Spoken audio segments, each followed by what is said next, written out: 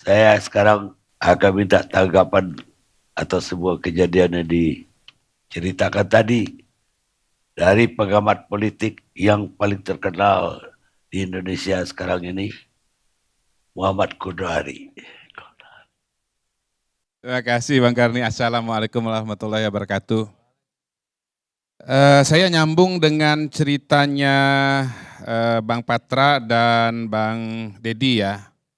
Saya terima kasih Bang Karni mengundang Bang Patra, sahabat saya. Kami sama-sama kuliah di Inggris tahun 2001-2002 yang lalu. Alhamdulillah ketemu, jarang ketemu, jadi bisa ketemu pada hari ini. Nyambungnya begini, tadi seorang sekjen PDI Perjuangan 4 jam di dalam ruang tunggu KPK atau ruang interogasi KPK. Nanti mungkin dijelaskan oleh Bang Praswat ya, biasanya memang begitu atau kenapa harus begitu. Tapi saya punya pengalaman yang mengindikasikan bahwa ya untung sekjen PDI Perjuangan 4 jam. Karena kalau bukan sekjen PDI Perjuangan 9 jam Bang. Ya, saya punya teman kenalan yang menunggu itu 9 jam di dalam ya. Dan proses BAP-nya sendiri atau pertanyaannya mungkin cuma sekitar 1 jam saja. Tersangka kali, kalau ini kan Saksi. baru saksi. Saksi, jadi saksi juga Bang. Jadi 4 jam terlalu lama kalau bukan sekjen PDI Perjuangan 9 jam. Yang kedua, HP-nya juga dipinjam tuh, nggak disita, tapi dilihat-lihat, dibaca-baca isinya. Nah jadi poinnya adalah, karena tadi Bang Dedi mengingatkan 5 tahun lagi siapa tahu yang dipanggil adalah Ade Armando atau M. Kodari, mumpung belum kejadian, tolong revisi Undang-Undang KPK. Supaya lebih menjamin hak asasi manusia, begitu Bang Praswat. Yang orang Lampung rupanya. Saya baru baca juga. Beliau SMA 3, saya SMA 2. Kalau saya nggak bisa komentar banyak mengenai kasus Harun Masiku. Karena saya tidak terlalu paham duduk permasalahannya. Karena itu saya berbicara mungkin dari kacamata orang awam saja, tidak bisa berbicara dari kacamata hukum.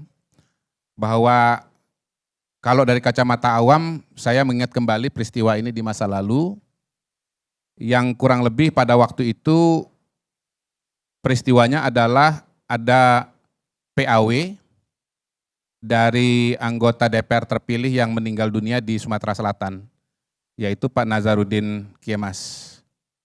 Kemudian PAW-nya seingat saya diputuskan oleh KPU kepada seseorang yang bernama Rizky, tapi kemudian diputuskan Harun Masiku. Dan kemudian diajukan permintaan kepada KPU untuk oleh DPP PDI Perjuangan, tolong dikoreksi kalau salah, untuk menetapkan Harun Masiku, namun kemudian ditolak oleh KPU. Dan pada titik itulah kemudian terjadi peristiwa suap dari Harun Masiku kepada Wahyu Setiawan dan juga yang waktu itu adalah komisioner KPU dan melibatkan anggota Bawaslu yang namanya Agustiani Tio. Dan pada waktu itu yang bertemu dengan Wahyu Setiawan adalah Saiful Bahri yang pada waktu itu stafnya Mas Hasto dan Donitri Istiqomah, penasihat hukum PDI Perjuangan. Nah buat saya sebagai orang awam, walaupun telah keluar vonis, ketetapan hukum tetap dan kemudian sudah menjalani hukum, Wahyu Setiawan dan yang lain-lain, tapi memang kasus ini masih belum tuntas karena ada satu aktor, bahkan aktor utama yang belum ditangkap, yaitu Harun Masiku.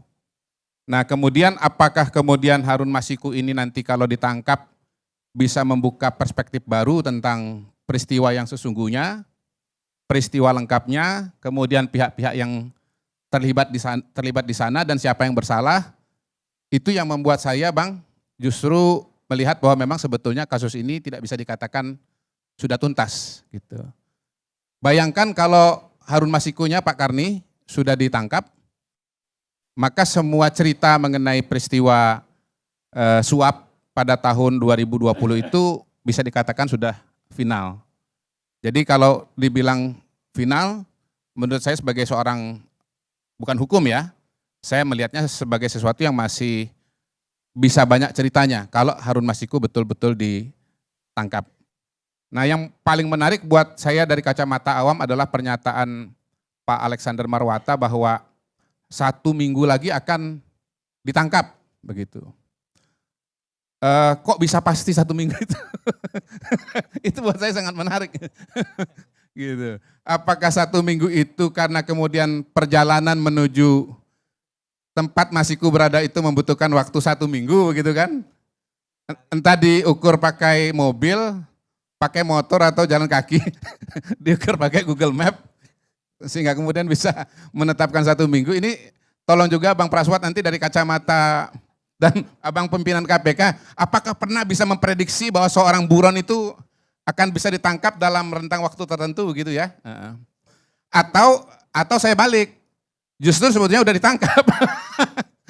Karena sudah ditangkap jadi bisa diatur waktunya, mau 1 minggu, mau 3 hari, atau jumlah yang lain kan ya kan? Jadi menurut saya angka yang pasti itu cuman bisa disampaikan Bang Praswat kalau orangnya udah ditangkap Bang. Jadi terserah Bang aja menentukan kapan ya kira-kira saya akan umumkan ini akan ditangkap begitu. Dan ini tentu menjadi spekulasi yang sangat menarik.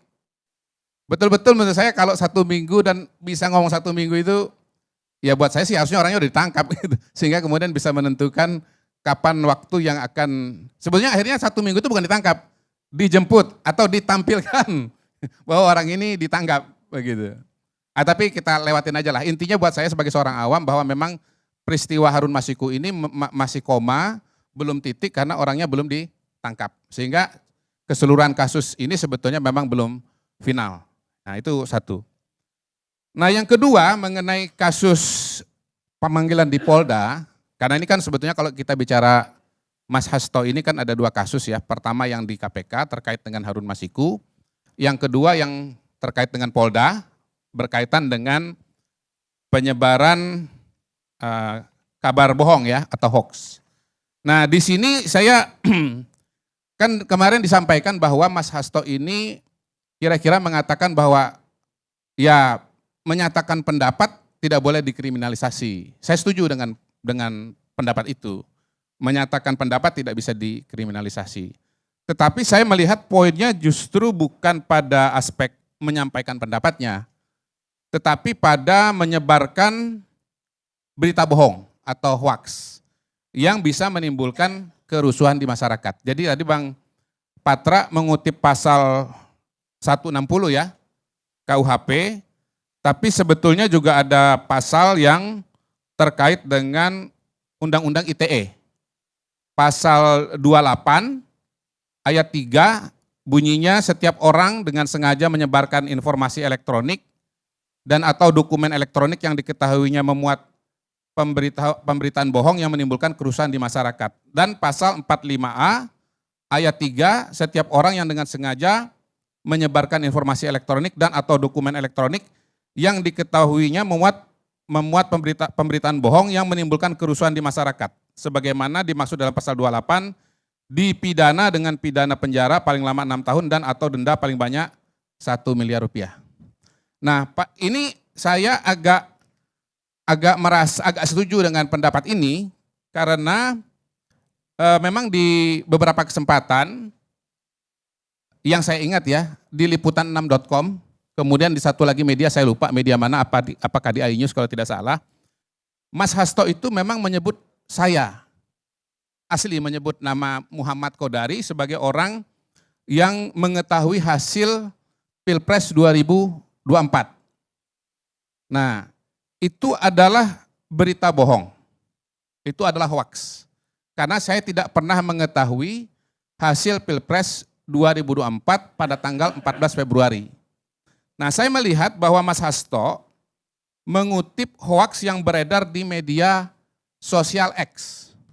Jadi sekitar bulan Februari akhir, saya tidak ingat tanggalnya berapa begitu, nama saya sempat trending di X karena ada postingan dari akun Yurisa Samosir ya yang menampilkan ceramah saya di DPD Partai Golkar Jakarta pada tanggal 5 Januari 2023 yang sedang membahas hasil survei Pilpres di Jakarta.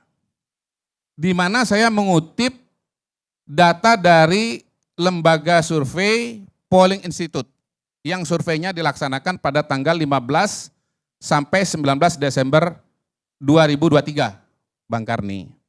Nah, saya mengutip data 15-19 Desember, khusus di wilayah DKI Jakarta, temuan Polling Institute itu, Anies Muhaimin 27%, Ganjar Mahfud 16,9%.